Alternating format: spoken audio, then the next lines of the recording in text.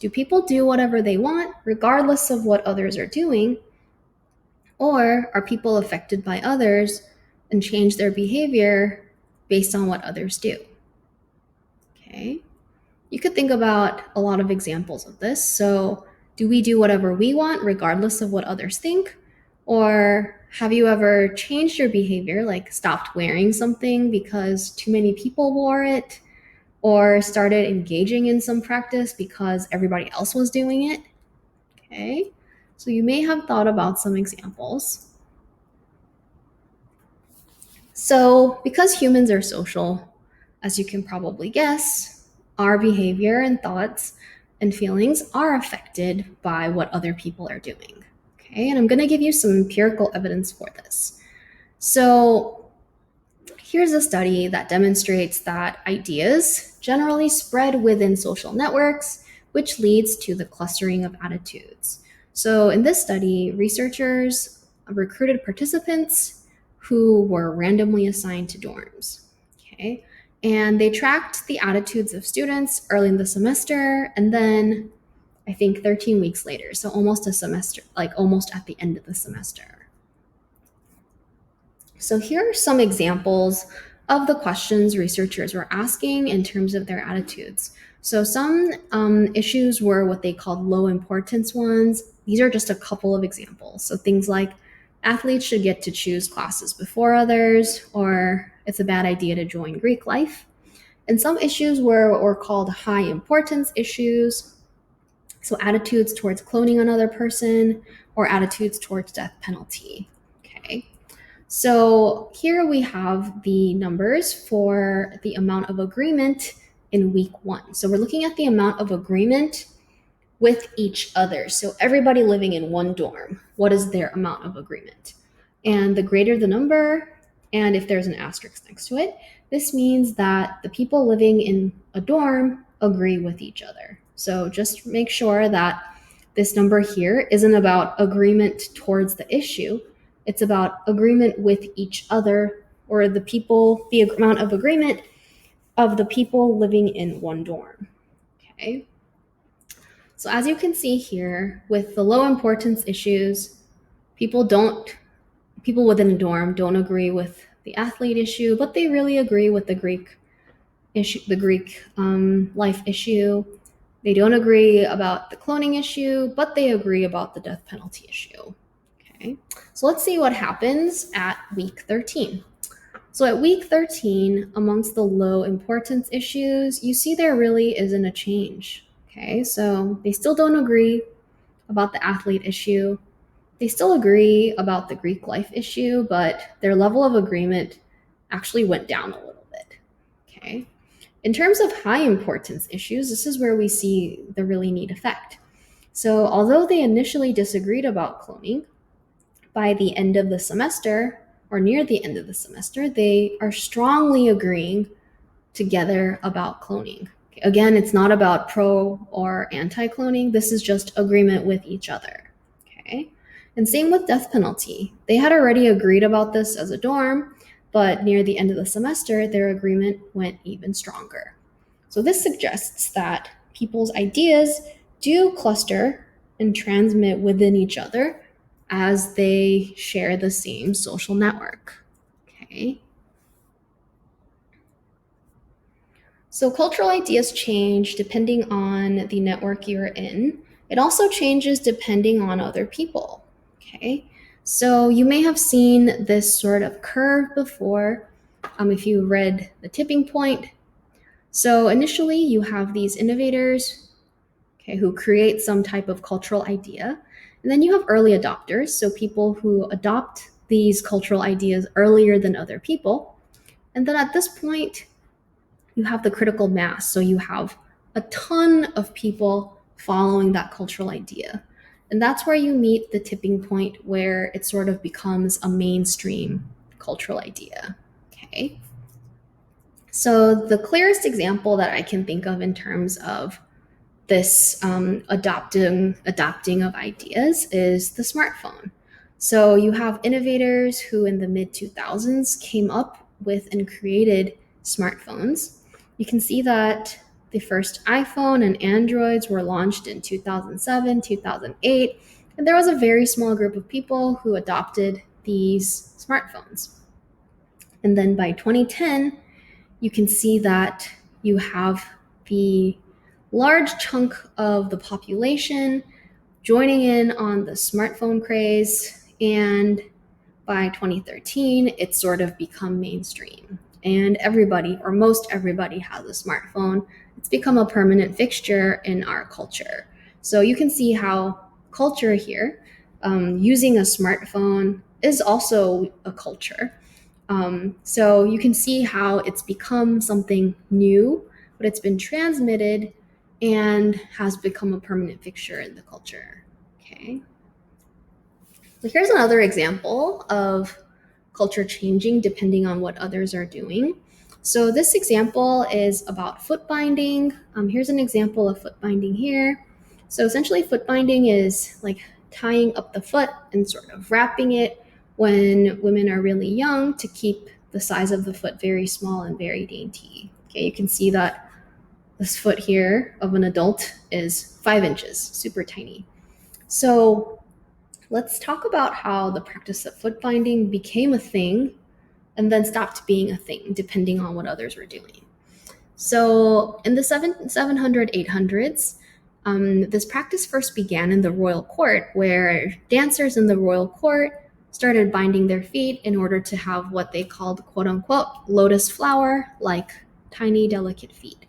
So it's sort of like wearing a corset to have a tiny waist in Victorian times. So it could signal, like, quote unquote, refinement, but it's also a way to set gender boundaries because you can't really walk anywhere or run or go do anything with these tiny feet. Okay. By the late 1200s to mid 1300s, this practice spread throughout the elite upper class because it became a symbol of wealth. So if you have bound feet as such, you're not really useful for doing many things that require labor. So you can't engage in farming, you can't really engage in a lot of housework because you can't stand with these feet for too long. So you can see how this is something that only very affluent families could afford to do. Okay. And then in the mid 1300s to the mid 1600s, it spread out through the entire country as a way to represent Han identity. So Han is the majority ethnicity in China, and part of this period, China was ruled by Mongol, and people of Han identities wanted to differentiate themselves from the Mongolians. So they started binding their feet as a way to do that. Okay, so you can see the shift of cultural practice and how it's spreading depending on what others are doing. Okay, or what others are not doing, like the Mongolians. Okay, by the 1800s, 100% of Han women had bound feet. 40 to 50% of women of different ethnicities had bound feet. Okay, but then we start seeing a change in the late 1800s. So an anti-foot binding society was created in China. And then there was also the influence of Western fashion, which had shoes that would not fit the bound feet. Okay. So an example here is from the book The Good Earth. You can see the person here is saying, in big cities like Peking and Shanghai, the really fashionable girls don't bind their feet anymore, and at the boarding school they don't either. So you can see language here of how cultural ideas are shifting based on what others in quote unquote fashionable areas are doing. And then finally, in 1912, foot binding is banned, and I don't have it written down here, but the ban works in very different speeds across the country as well, depending on how many people in each region believe that this is necessary. Okay. So here is an empirical example that demonstrates how culture changes depending on what other people are doing. So the other examples that I gave you, like smartphone penetration in the US and then foot binding in China, these are anecdotal examples. So examples that help us understand the idea of what we're talking about. This one is an empirical example, so an actual study. Okay. So this study was published in 2008, which means the data was collected like '06 or '05 perhaps, or '04. And back then, these bands, these yellow bands called Live Strong bands, were really popular. Okay. Or like in 2004, they were pretty new. Okay. So what the researchers did was they recruited several dorms on campus. Okay. So let me kind of sketch out what that looks like. So let's say on this part of campus, there was the target dorm that the researchers were most interested in looking at their behavior. So that's their target dorm. Okay. Right next to the target dorm was a dorm where students lived in there because they wanted to pursue academic interests. So we're going to call this the academic dorm, where students participated in academic activities like taking extra courses or doing group discussions at night. Okay, and everybody on campus knew that this dorm was the academic dorm. Okay, so in a different area of campus, there was what we call the control dorm. So this is the dorm that researchers were comparing with the target group to see if their behavior changed or their behaviors were different. So in the beginning of the study, researchers sold these Live Strong bands to the target dorm and the control dorm. Okay, and they made it seem like it was a really cool thing, like it's Wear Yellow Month for cancer awareness. And back then, as I mentioned, these bands were a novelty and were like new. They didn't have anything like this before then. So it was seen as something that was really cool. Okay. Okay, so in time one, the bands were sold to the target and control dorms. And a few days later, the researchers measured how many people in the target and control dorms were wearing these Live Strong bands. And what they found out was that most of the people who bought the bands were wearing them. Okay. All right. So a few days later, the researchers visited the academic dorm. It says geeky dorm here, but I'm going to call it the academic dorm. So they sold the Live Strong bands to the academic dorm. And as I mentioned, this academic dorm is right next to the target dorm. Okay, and the target dorm, students knew that this was the academic dorm. They knew their reputation, and they also saw them walking around wearing the Live Strong bands. Okay, in time four, a few weeks later, the researchers went back and measured wristband wearing in the target and control dorms. Okay, so what they saw was really interesting. So in the target dorm, they noticed that there was a 32% drop in the Live Strong band wearing. Okay, so a third of the students who purchased the bands stopped wearing them, perhaps once they saw the academic dorm students wear them. Okay, and we know that this is due to exposure to the academic dorm because the control dorm that was far away from the target and academic dorms all still continued to wear them. Okay, so what the researchers here concluded is that people are really cognizant of what others are doing, and they'll change their behaviors based on what others are doing. So in the beginning of the study, the participants living in the target dorm all sort of embraced this culture of wearing the Live Strong band, and that culture persisted. But once they saw a group that they thought was quote unquote geeky wearing these Live Strong bands, they stopped wearing them. So the cultural ideas changed and they actually dropped that cultural practice. Okay, so culture is affected by what other people are doing. And this is an empirical example of that. Okay. So cultural ideas change, but some cultural ideas are more likely to stick than others. So the brain might limit what catches on. And this is relevant to the similarities between culture and biological evolution that I was talking about earlier. So some ideas are just easier to copy and remember than others. I'm going to read you a brief story that will illustrate this point. Okay. So a friend of ours is a frequent business traveler. Let's call him Dave. Dave was recently in Atlantic City for an important meeting with clients. He had some time before his flight, so he went to a local bar for a drink. He had just finished one drink when an attractive woman approached and asked if she could buy him another. Sure, he said. The woman walked to the bar and brought back 2 more drinks, one for her and one for him.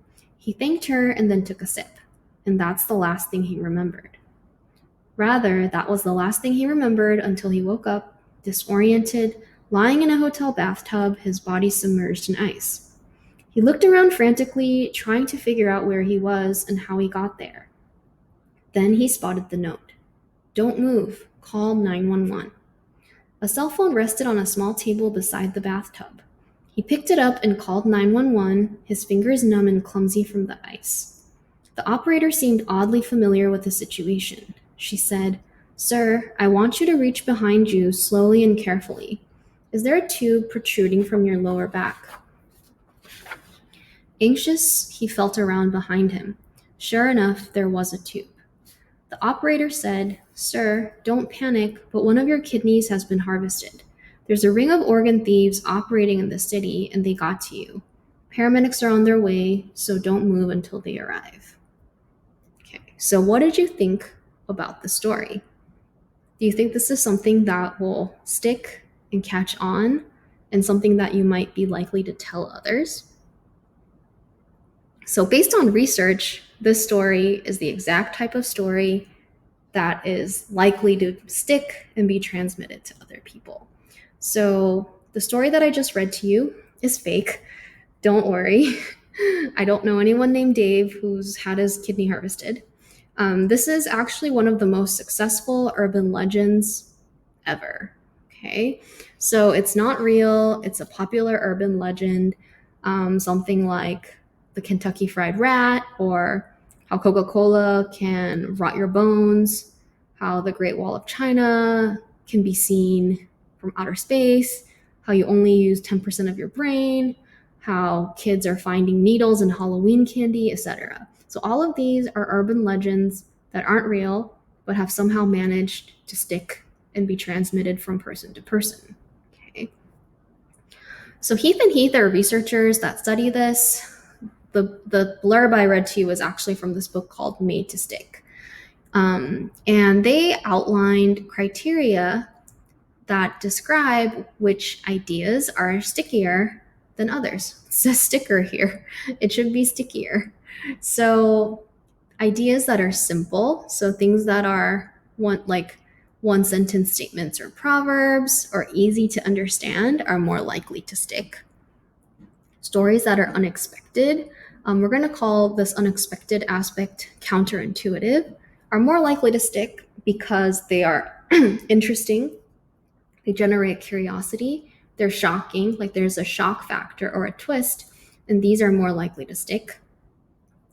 Concrete ideas, so ideas that have clear details and concrete imagery, like things like he felt behind his back, his hands were clumsy from being numb. These are concrete details that make the story more stickier. Credible, so the Dave story isn't necessarily credible because I did start with a friend of a friend, but if it's an idea that's backed with research or a personal experience, like, oh, I experienced blah blah blah, that type of credible story might be more likely to be sticky. Emotions, so stories that evoke emotions like anxiety or fear, anything that might make you feel something or care, is going to be more sticky. And then finally, ideas and forms of stories are going to be stickier because you get engaged. Okay, so there are these factors that help ideas stick, and we could apply the same principle to cultural ideas as well. So let's look at some empirical studies that demonstrate what we've just talked about. So this is a story by Heath, one of the brothers who wrote the Made to Stick book. And what he did was he collected a bunch of popular urban myths and manipulated them or modified them to be low, medium, or high in levels of disgust. Okay, so I'm not going to read these out to you, but you can see the general gist of the urban legend here and how Heath manipulated them so they were low, medium, or high in levels of disgust. Okay, so what Heath did was, after showing participants one of the three types, like low, medium, high. He asked them questions like their emotional reaction, how informative they thought the story was, and their likelihood of passing along this story to other people. Okay, so these here are ratings for low, medium, and high stories. So I want you all to try and interpret this table on your own first, and then I will verbally walk through this with you all.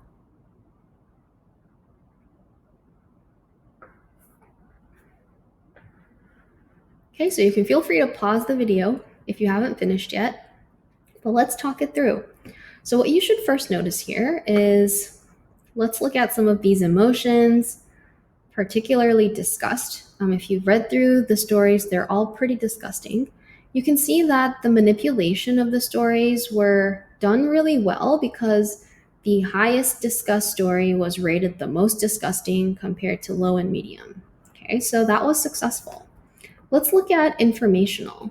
So you can see that the high disgust story actually wasn't rated as being more information at all. So it was the least likely to have actually occurred, least likely to maybe could occur. Maybe it might make you change your behavior. Okay, so not really informational, and it's not like they truly believe that this was something that would actually occur. But the interesting thing is this pass along question. So, what's the likelihood that you would pass along this story to a different person? And you can see that even though the story wasn't likely to be real, people were most likely to pass along the story if they read the highly disgusting one. Okay, so this shows that emotional stories, particularly in terms of disgust, which is what this study is supporting, is more likely to be passed along and transmitted to other people. Okay, so this shows that emotion is successful in transmission. This next study shows that the surprise element or minimal counterintuitiveness is successful in transmission. Okay, so the emphasis here is on the word minimally. Okay, so if a story has too many twists, it's going to end up becoming really confusing and not that interesting. It'll lose people's interests after a while if it's just twist after twist after twist. But if the story includes a couple twists that you didn't expect, which is what we would call minimally counterintuitive, then this is going to be something that is surprising enough to capture your interest, but not so confusing that you're completely lost. So what the researchers did here was they collected all of the Grimm's tales and they Google searched them 400 times in English and German to determine whether these were popular or successful stories. So based on their searches, they were able to categorize culturally successful and culturally unsuccessful Grimm's tales. And you might note that the culturally successful ones are the ones that you're pretty familiar with, and the culturally unsuccessful ones are the ones that you're like, I don't know what that's about. And if you want to know why some of these culturally unsuccessful ones were unsuccessful, I encourage you to Google them. This donkey lettuce story is a really good example of one that includes way too many counterintuitive elements that you don't even understand what the story is about. Okay, so let's look at the results of this empirical study. Okay, so just to orient you to this figure here, the x-axis includes the number of counterintuitive elements in each of the stories. So the counterintuitive elements are things like a fairy godmother, a talking mirror, a poisonous apple, a person transforming, etc. Okay, you get the point. Or like a house made of cookies. The y-axis is, the y-axis is the frequency, okay, and the color bars here are the unsuccessful and successful stories. Okay. All right. So what do we see here? So we see here that the overall trend, I've highlighted this red box here, shows that the most successful stories, okay, as indicated by these dark bars, typically have around 2 to 3 counterintuitive elements. So, a story that includes a fairy godmother with some magical tricks and some talking mice, that might be a story that is very successful because it includes a minimal number of counterintuitive elements. Okay? Stories that have way too many counterintuitive elements, like 4 to 6, might be too confusing and have people not be able to follow through and understand what the story is about. Okay? So, this shows empirical evidence that looking at the cultural success of Grimm's tales shows that the successful Grimm's tales have 2 to 3 counterintuitive elements. Okay. And unsuccessful or unpopular Grimm's tales, like the donkey cabbage that I mentioned earlier, have way too many counterintuitive elements to be a cultural success. Okay, so we can apply this. This is like Grimm's tales, so you might think this isn't really culture in the way that we're talking about, but we can apply the same knowledge to culture as well. Okay. All right. So our last bit of this chapter is that culture is changing. So culture evolves. How is culture changing? And is it always going to change forever and ever? Okay. So the textbook discusses several recent cultural changes, like the world becoming increasingly interconnected, people becoming increasingly intelligent. But we're going to focus on one point of people becoming increasingly individualistic.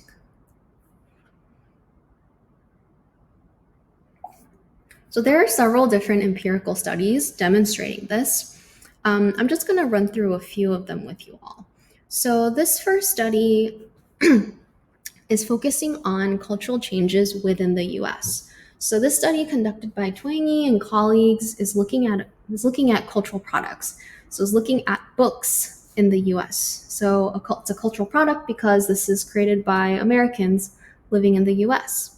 So what we see here is that the researchers have coded the themes in the books of self, individual, and uniqueness, authority, belonging, and obedience. Okay, so we could think about the values in this top chunk as being more related to individualism. So about one person, and then uniqueness. This is thought to be a quality of individualism. And then these down here as being qualities of more collectivism. So having an authority figure, feelings of belonging, and obedience. And what we see here is the trend of books published in the US having more themes of individualism and less themes of collectivism as we get closer to present day. Okay. So why might individualism be increasing?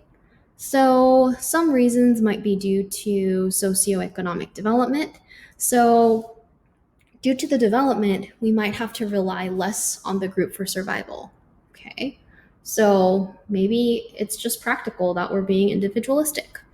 Living in more suburban regions also encourages more nuclear family living instead of multi-generational living. So that could also be a reason. Perhaps it could be related to advances in technology. So because we have smartphones where we can reach out to people within seconds without having to see them in person, maybe this reduces the need for real FaceTime. Okay. Here's another study by Twenge and colleagues, again, looking at books published in the US. I realize that 2008 seems like a really long time ago from this present day.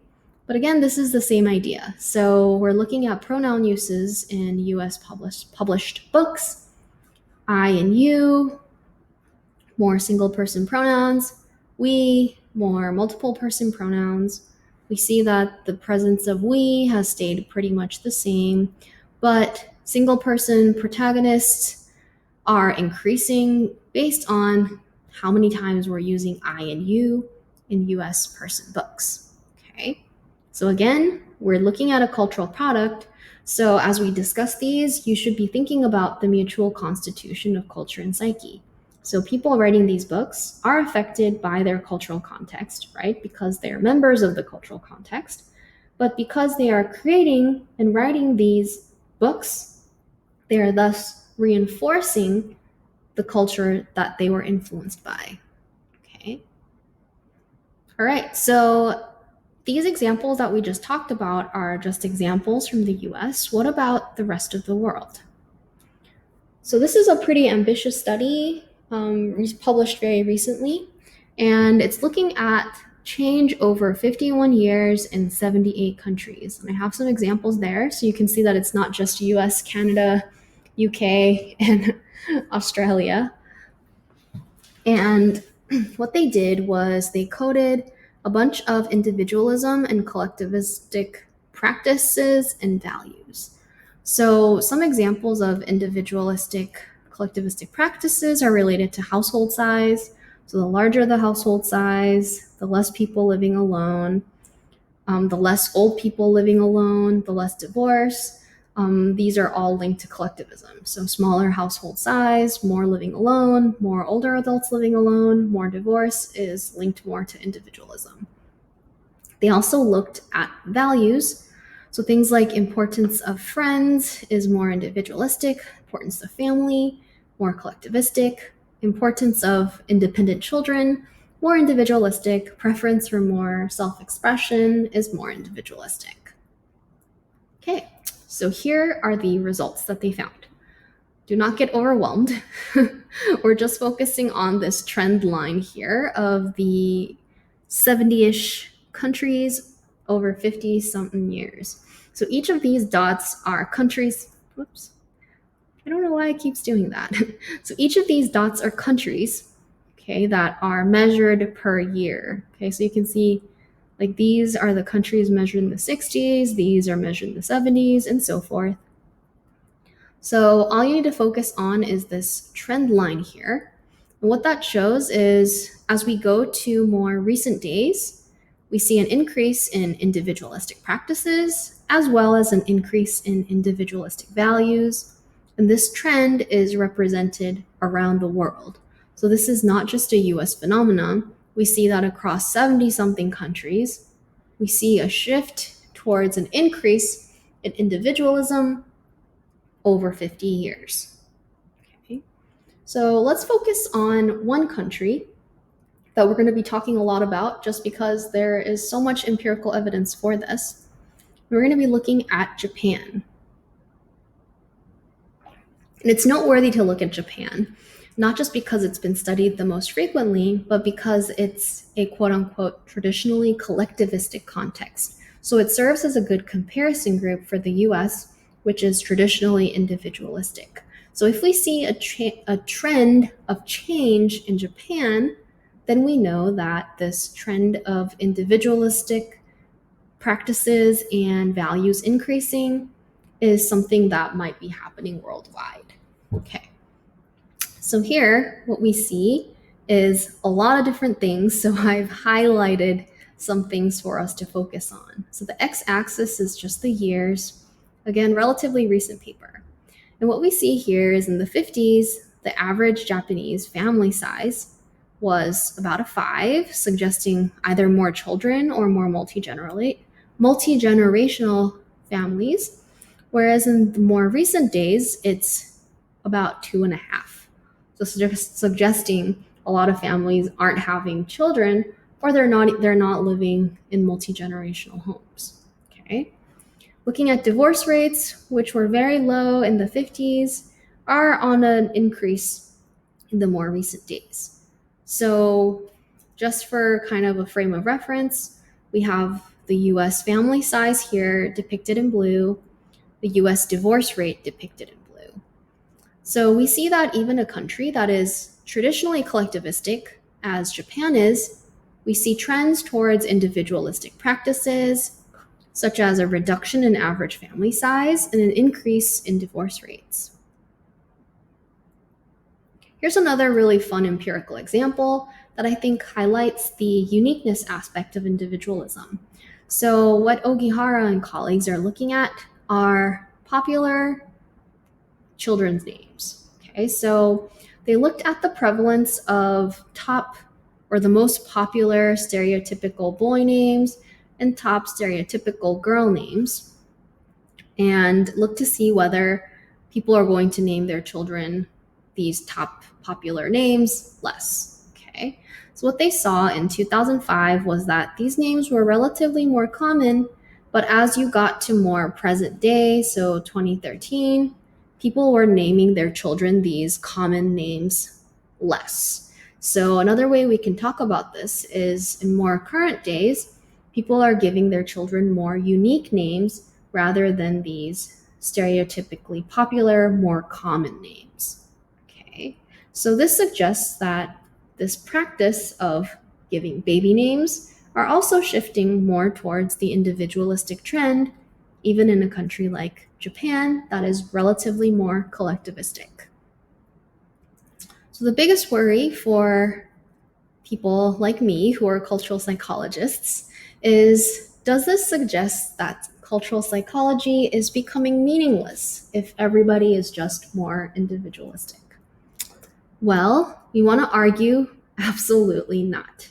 Okay, so this is from the same study we looked at earlier with all those trend lines, and we saw that in Japan there was a trend towards increase in individualism. Okay, and that's depicted on this figure here. But what we see is that there are other aspects of individualism that isn't just based on this individualism questionnaire. There are aspects like unconditional friendship or respect towards family or emphasis on social contribution, which are all aspects of group orientation or collectivism.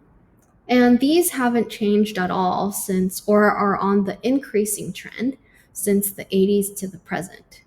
Okay, so still some traditional collectivistic values are persisting and haven't changed. Okay, so why might these still continue to persist and why are these sticking around? So there are several proposed reasons for why this might be the case. So one could be that generations pass on culture. So some of us may have grown up with grandparents or aunties and uncles who are from a different area of the world or who have some strong family traditions that they pass on to you. Okay. So this suggests that because culture is transmitted, even though our current day lives are really different from how they may have been in the 70s and 80s or earlier, we're affected and we persist, we still carry on these cultural values because we learned them from our previous generations. So, socialization and transmitted culture can explain why these cultural values might still exist. Okay. We might also be able to explain this with pluralistic ignorance. Okay, so you may remember this concept from general psych, but pluralistic ignorance is essentially when everybody incorrectly assumes that everyone else believes something. So people follow along because they think everybody else believes the same thing. Okay, so this is essentially a collective misinterpretation of the group norm. The clearest example I can think about this is beliefs about drinking on college campuses. So, if you give college students a survey on drinking, like ask them, how often do college students drink? Or how positively do you think college students think about alcohol? A lot of people will say that drinking is very common in colleges. People have positive attitudes towards drinking. Okay, so they believe this, but if everybody thinks this is the case, they might actually be misinterpreting what real group behavior is. Thus, people are acting in a way because they all mistakenly believe everybody else believes this. I'm sorry that's so wordy, but this is a very wordy concept. Okay, so this can apply to other cultural norms as well. So if everybody believes that the context around them is collectivistic, even though they might not personally endorse these collectivistic values, they might behave in this way because they think everybody else believes in collectivism. Does that make sense? I hope so. Okay, So, in this chapter, we've covered several different things. So, we talked about how cultural change can happen, but we've also briefly talked about cultural stability. And it's really important for us to tie this back to the mutual constitution of culture and psyche. So, cultural change can happen, but so does cultural stability because cultural ideas are processed not just in geography, like we talked about geographical pressures, but also in cultural contexts. So, understanding the idea that culture shapes people, but people go ahead and shape and reinforce culture can help us understand cultural change as well as cultural stability at the same time.